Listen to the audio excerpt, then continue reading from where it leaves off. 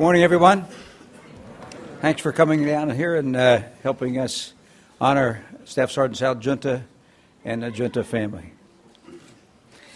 I'll begin by welcoming the Giunta family, and I'll tell you that I've had the opportunity over the past several days to get to know them a little bit, and so I know that it is a close and tight-knit family, and that's what you have to be to get through Pentagon security so early in the morning.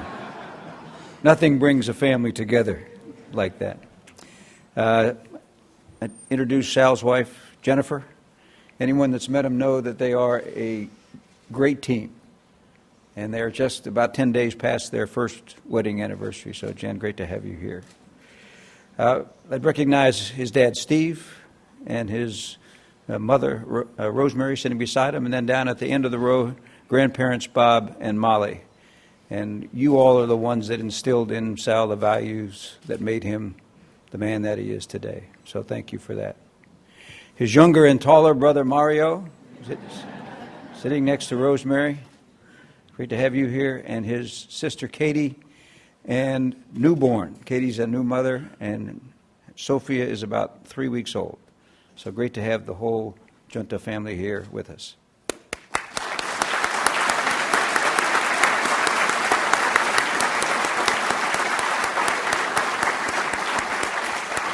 Jennifer's family is also in the row behind them, her mom, dad, brother, their spouses, and her grandmother. So great to have you all with us as well. Secretary Gates, Secretary McHugh, Sergeant Major Preston, Gordon Sullivan, how are you there? Gordon has finally surfaced after our annual Association of the United States Army Convention. Great to have you back here with us. And all members of the Secretary of Defense's and Army Secretary, great to see you. Beth Corelli. Nice to have you here.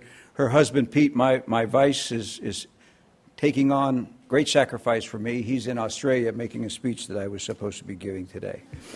I'd also recognize some former Medal of Honor recipients here. I saw Bob Foley, and I think Lieutenant Colonel Leo Thorsness and Barney Barnum are here also. So thank you, gentlemen. There you are. Great.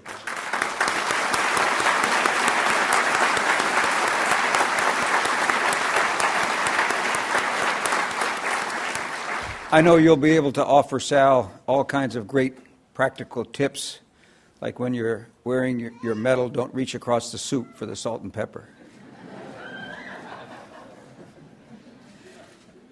I'd also like to especially recognize the families of Sergeant Josh Brennan and Specialist Hugo Mendoza, members of the platoon that were killed that day, and we owe your families a debt of gratitude for the sacrifice that these great soldiers made. So can I ask you to stand up, please, so that we can recognize you?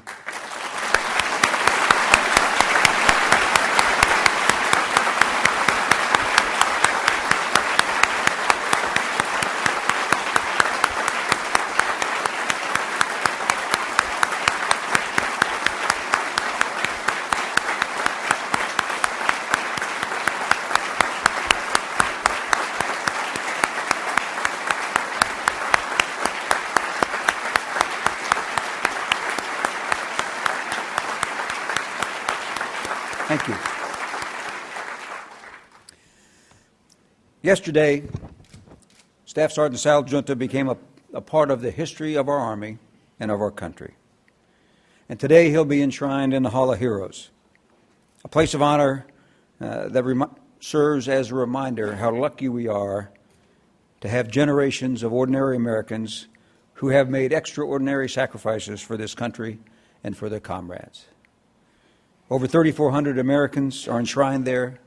2,400 of them are soldiers. When I think about the Hall of Heroes, which is actually just down the corridor from here, and I think about the heroes that are honored there, and I think about the history that they represent, I'm struck by how lucky we are as a country to have generation after generation of men and women who believe so strongly in the values and ideals that this country stands for that they're willing to put their lives on the line to secure them. And I'm humbled to be part of an Army that attracts and produces men and women like Staff Sergeant Sal Giunta. Of the 389 soldiers, sailors, airmen, and Marines who've received the Medal of Honor since World War II, 65 years ago, only 1/3 of them have received this great honor in person. And since this war began 9 years ago, Sal Giunta is the first to personally receive the medal for these ongoing operations. So today, we are especially thankful. This morning, Staff Sergeant Giunta's name will stand next to those American heroes who built our nation and continue to define our Army. Joshua Chamberlain, Sergeant York, Audie Murphy, and 15 brother paratroopers from one of our most storied units, the 173rd Airborne Brigade.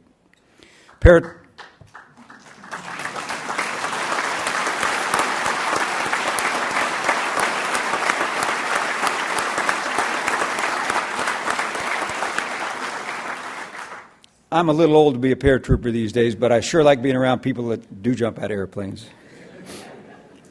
But paratroopers like Private Lloyd McCarter and Sergeant Ray Eubanks, who earned their medals of honor in the Pacific in World War II. And 13 others from Vietnam, including Specialist 6th Lawrence Joel, who, when he was awarded the Medal of Honor by President Johnson in 1967, became the first living black recipient of the Medal of Honor since the Spanish-American War. And Specialist Al Raskin, who earned his Medal of Honor as a medic during intense combat operations in Long Kham Province in 1966.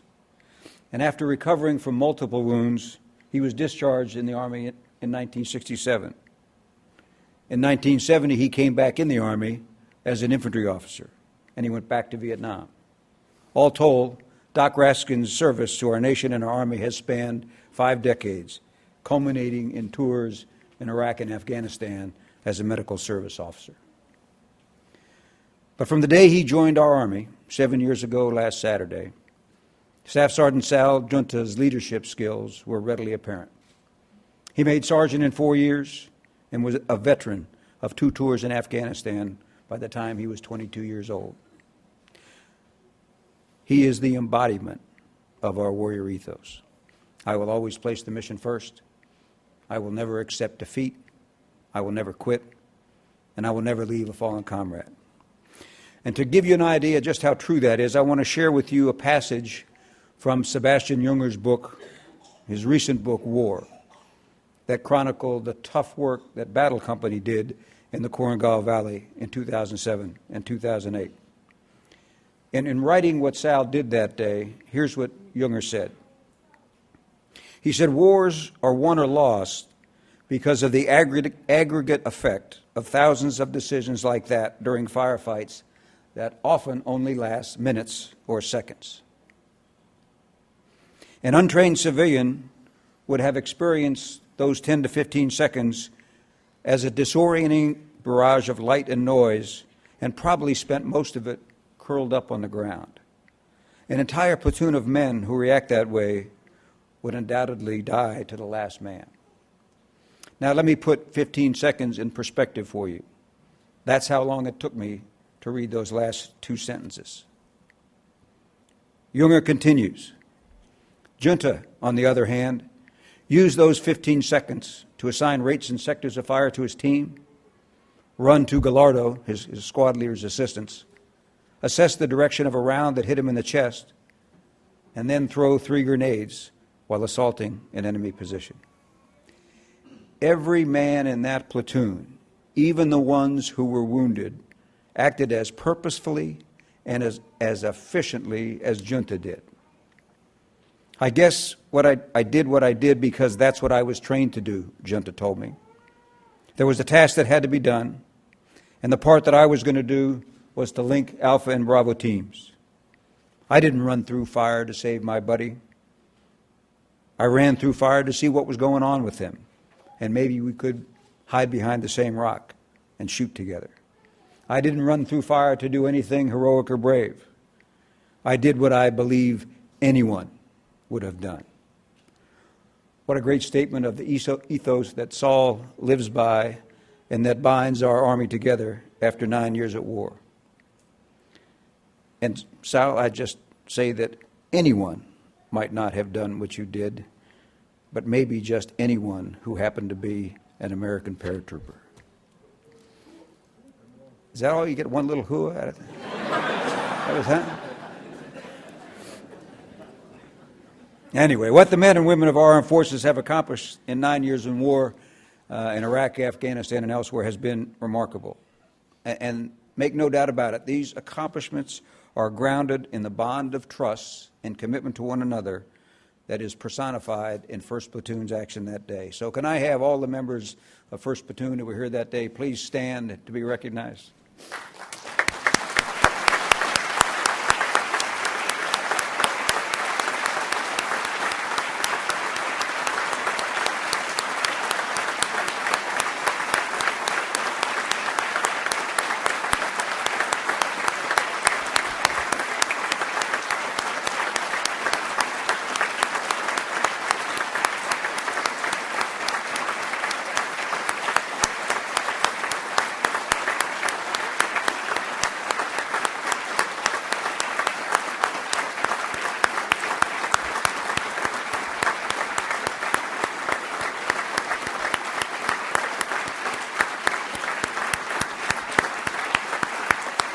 Thank you. Thanks very much.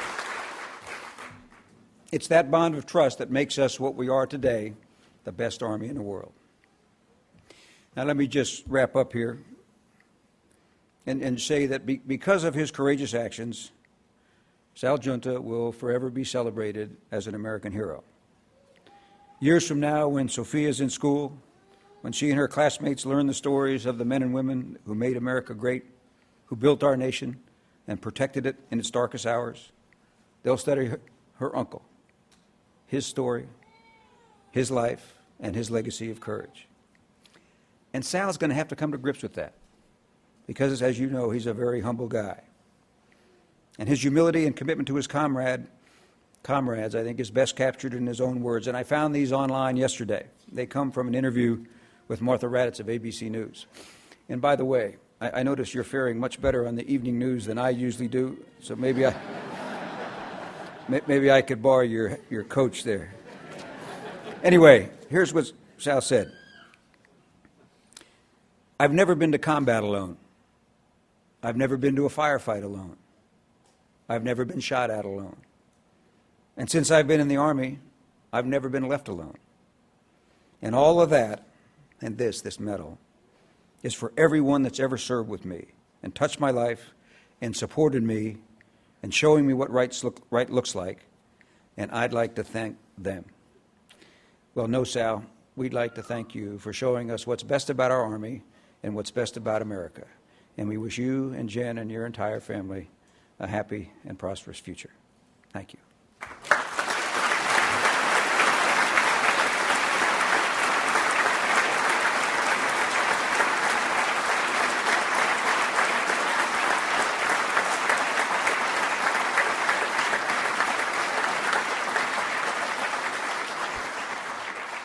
Ladies and gentlemen, the Honorable John McHugh.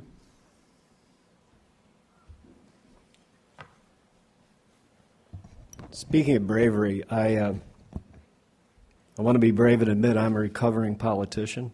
And to add a little bit more to that, I spent some 25 years with my name on the ballot. I went to thousands of dinners, thousands of breakfasts, hundreds and hundreds of speeches. And pretty much in every one I said, I'm really happy to be here this morning. I really mean it. I'm honored, thrilled, and happy to be here. And I suspect many of you are as well, and that's why we have an array of guests who wanted to share a little bit of courageous acts that, Sal, you have done. Wanted to be a part of this great moment. Secretary Gates, of course, Chief, Sergeant Major Preston, former Chief of Staff of the Army, Gordon Sullivan, Secretaries Flournoy and Stanley, Assistant Secretaries of the Army, Lamont, Mattiella, Mrs. Corelli, Jay Johnson, General Counsel. I have gotten myself in a whole lot of trouble by starting this, but I think it demonstrates very clearly what a special moment this is, and quite frankly, all of us want to thank you for letting us share in just a little piece of the remarkable achievements that you have made. I think it's particularly special that as the Chief mentioned, 3 of now your colleagues have joined us here today, legacy holders of this great honor. And they too wanted to be here and welcome you into this very storied and glorious fraternity. Sal Giunta writes another chapter in our Army history, our Army story, and the story of a nation at war. As he would say, we must always, first and foremost, remember the service and sacrifice and valor of those who are not here and those who went before. I would tell you that this is an incredible occasion. And I think perhaps it is encapsulated by the words of Lord Moran, who is best known as Winston Churchill's personal physician, author of The Anatomy of Courage, who once wrote that a man of character in peace is a man of courage in war. And maybe it was growing up in America's heartland, a state with the motto, our liberties we prize and our rights we will maintain, or I suspect more likely the wisdom, support, and love that he received at the knee of his parents, Rose and Steve. By the time I have spent with Sal, and Jen as well, I have been struck by their poise, their humility, and level-headedness, all depicting a remarkable strength and depth of character. And there is no doubt that in his wife, Jen, he found his soulmate, or as he has put it, his rock and best friend.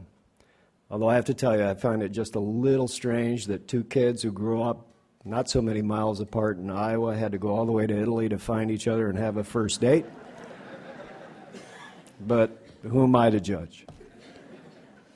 In preparing for today, and in preparing, in fact, for all of the ceremonies we've had this week, I had the opportunity, as the Chief did, to go online and see a couple of the interviews that Jen and Sal gave. And I listened as Jen spoke about how she and her husband first met, as I said, back in Italy. Sal in the Army and Jen doing an internship in the University of Northern Iowa. And after they had been dating a bit, Jen's job had ended. It was time to go back to the States. And she said, I called my dad to tell him she didn't want to go home because of her relationship, new as it was, with this guy called Sal. I don't want to wonder what could have happened, she said. I want to see where this is going. Well, Jen, this is where it's going. And call it a wild guess on my part. I bet you just never thought. Recently, as the Chief said, on November 7th, they celebrated their first wedding anniversary. And probably not the celebration they expected, but I, too, want to add my words of congratulations to you and wish you many, many more of continued success and happiness. We can call it fate, we can call it kismet, but the fact that you two found each other more than 4,700 miles from home is pretty remarkable. Some might just say it was meant to be, and I think that's the case. Now, Sal's reason for joining the Army was a little less poetic and romantic. It seems it was more a matter of marketing than fate or destiny. And I suspect a lot of you know the story, but I'm going to tell it anyway. Sal was working as a sandwich artist at, that's what they call them, sandwich artists, at Subway. And this is why we spend hundreds of millions of dollars on recruiting. Sal, he heard an ad on the radio from the local Army recruiting station. And according to Sal, the ad urged listeners to come on down, come talk to us, and get a free T-shirt. And Sal said to himself, well, everybody's got to wear a T-shirt. And if it's free, it's even better, so he went down. And I have to tell you, since I heard the story, I called Lieutenant General Ben Frakely, who heads up our recruiting and accessions command. I told him, you better buy a few hundred more cases of those T-shirts, because they apparently work pretty well. But there was something else that Sal said about that lowly T-shirt, that free T-shirt, and I think it was pretty prescient. The reason he wanted it, he said, was because it comes with a story. And what a story it has become. This is, for this great Army and everyone in this room, and I think as you got a flavor for in the White House yesterday, for this nation, one of the few privileges that have eluded us for so long, and I'm amongst them. Since our nation was attacked in September of 2001, our soldiers, our sailors and Marines, Coast Guardmen, airmen, and women have been at war. And it's been a war that's been ongoing for nearly a decade. A war that has produced countless stories of honor and valor, of courage and selfless sacrifice. And as the chief said, through all of that, this is the first time since those wars began, in fact, the first time since Vietnam, we've had a chance to welcome into our Hall of Heroes a living recipient of this Medal of Honor. And all of us are humbled by this experience and honored to be here in the company of those who have joined you here today, living and past, who have preceded you, and in the company and the memory and stories of all the heroes who have written in their blood and in their sacrifice the history and the freedom of these great United States. Perhaps one of the things that we can find most remarkable about the heroes of uncommon courage is their common belief, as the chief pointed out, that what they did was not all that remarkable. Certainly not any more remarkable than those who fought alongside them. The chief mentioned, too, Audie Murphy, a pretty spectacular guy, and in whose company Sal Giunta now belongs. He remarked once that the real heroes of the war are those who never came home. They were, he said, the guys who should have gotten the medals and never did. And Sal Giunta doesn't speak about the trials and tribulations in the Korengal Valley without talking about his buddies, his brothers. Going into combat, Sal said, isn't about how strong you are, it's about how strong we are. We are deeply saddened, as the chief mentioned, by the loss of those buddies, those brothers, Specialist Hugo Mendoza and Sergeant Josh Brennan. I want to add my words of sympathy, but more importantly, of deep appreciation to his parents who have joined us here today for what I can only imagine is a bitter-sweet moment. And know, too, that the losses of 1st Platoon Battle Company would have been far greater if not for Sal Giunta's gallantry, quick action, and sacrifice. He may credit his training, he may credit his confidence in those around him, but even those who were with him that day recognize the special qualities that we know make him an American hero. He will say he was just doing his job, said one of the men with him that night, Sergeant Brett Perry. But the reality is there are very few people in the world who would do what he did. Now, I have no doubt this has been a whirlwind for Sal, for Jen, their families. And I know they'll be making some important decisions in the weeks and months ahead, decisions about family, about future, about their future with the Army. Even after this week's events, more is coming, and despite how overwhelmed I suspect you feel, know that America and its people need to hear your stories. And your buddies, they need you to tell it. Jen, I know that both of you still want to travel. We talked a bit about that at dinner the other night at the chief's house. That you want to further your education, and that you might even want to settle in Colorado. Well, I'm going to make a quick sales pitch. You can do all these things as a military family, as a military spouse. Rumor is we have a pretty breathtaking installation, in fact, in Colorado Springs in the awe-inspiring shadow of Pikes Peak.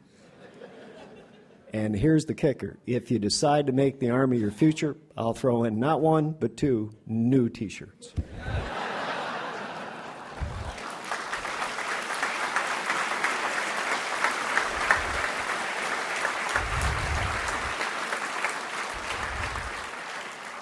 But whatever you choose, in all seriousness, please know this. This nation, all of us here today, marvel at your courage, and we're humbled by your grace. General George Washington once said that while wars must be carried on systematically, to do it you must have men of character activated by principles of honor. Today we're in the company of a man, and indeed men of such character. We are in the company of heroes. Staff Sergeant Giunta, Jen, family, friends, his battle buddies, congratulations on this great honor. It was won as a team. Thank you for your service, for your devotion to duty, to country. God bless you, God bless our Army, and God bless America. Thank you.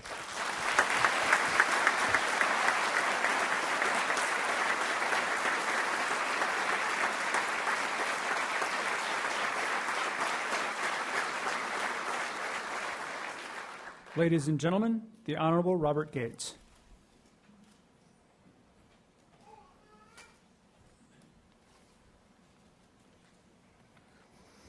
I'll be brief because the next speaker is Sergeant Giunta.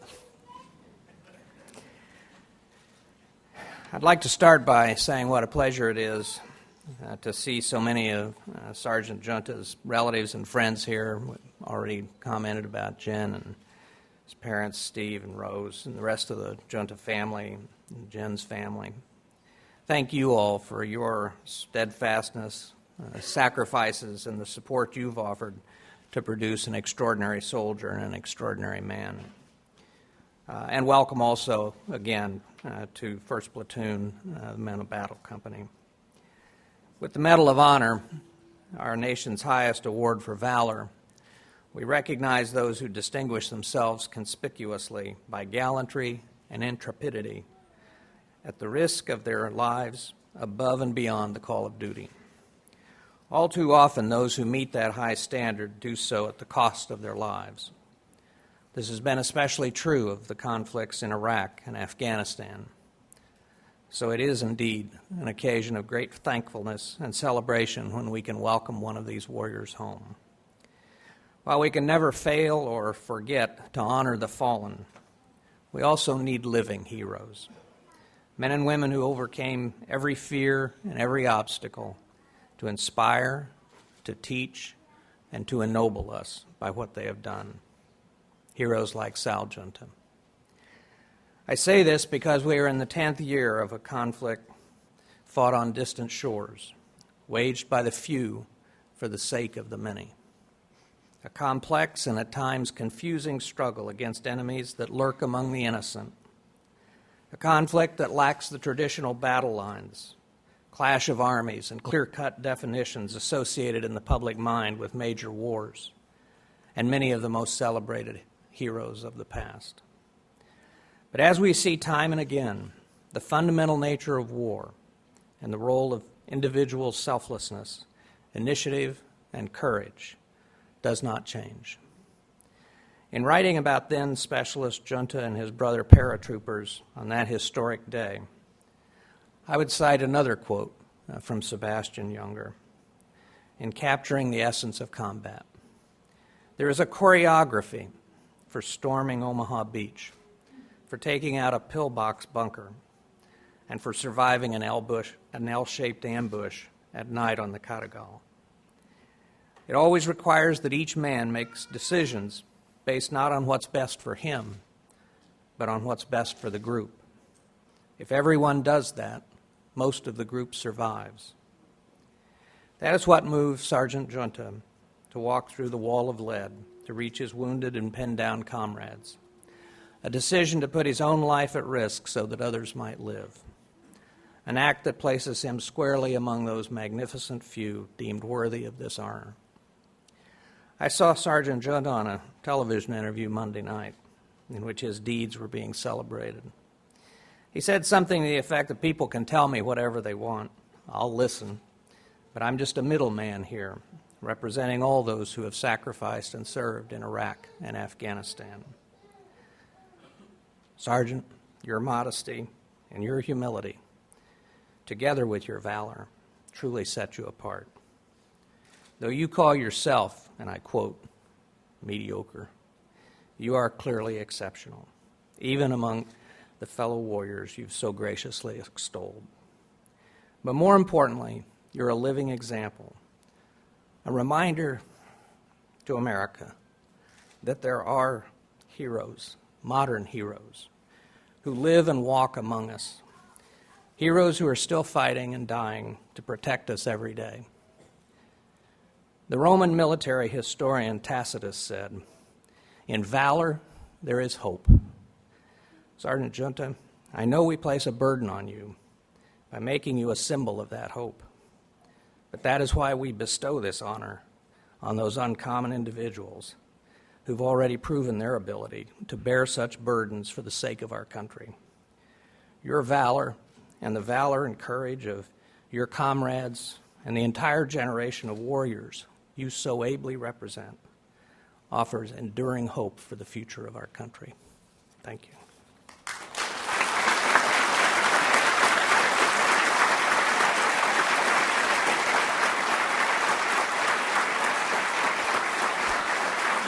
Secretary McHugh, General Casey, Sergeant Major of the Army Preston, and Staff Sergeant and Mrs. Giunta will now join Secretary Gates on stage for the induction ceremony.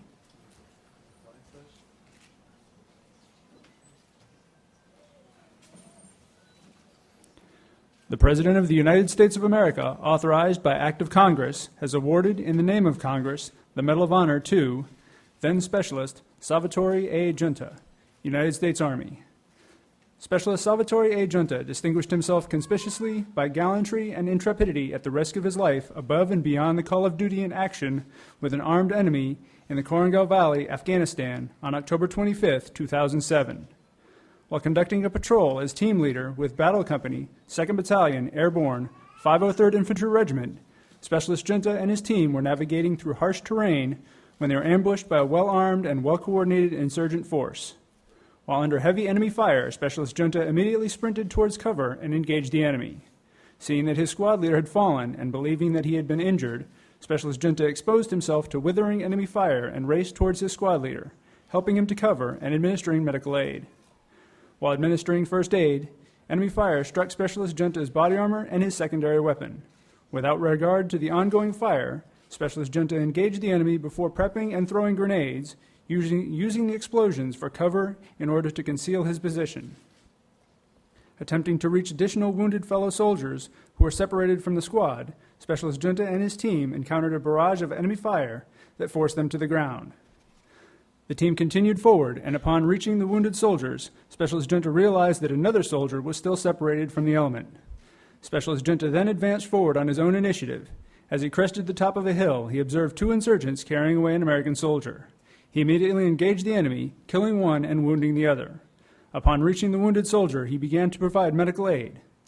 As his squad caught up in providing security, Specialist Giunta's unwavering courage, selflessness, and decisive leadership while under extreme enemy fire were integral to his platoon's ability to defeat an enemy ambush and recover a fellow American soldier from the enemy. Specialist Salvatore A. Giunta's extraordinary heroism and selflessness above and beyond the call of duty are in keeping with the highest traditions of military service and reflect great credit upon himself, Battle Company, 2nd Battalion, Airborne, 503rd Infantry Regiment, and the United States Army.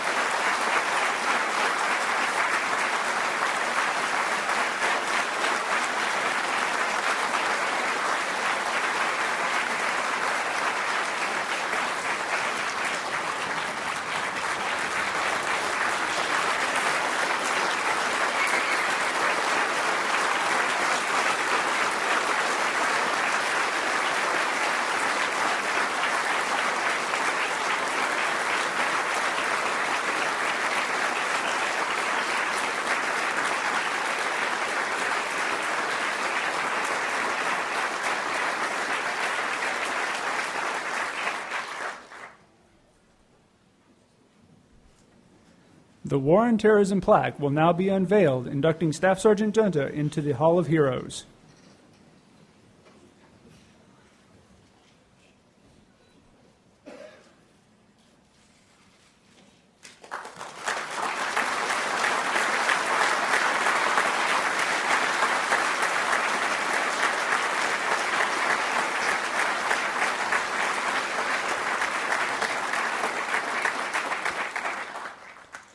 At this time, the Secretary of Defense will present the Medal of Honor flag.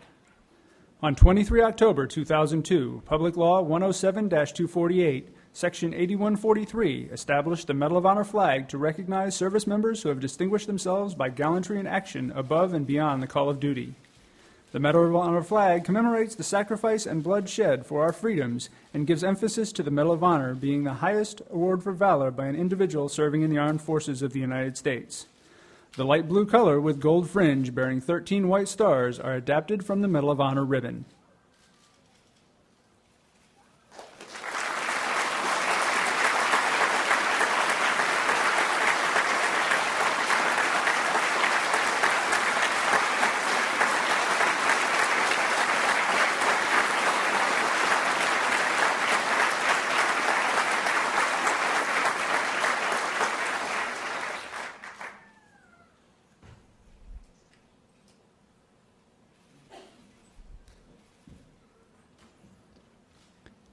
Ladies and gentlemen, Staff Sergeant Salvatore A. Giunta.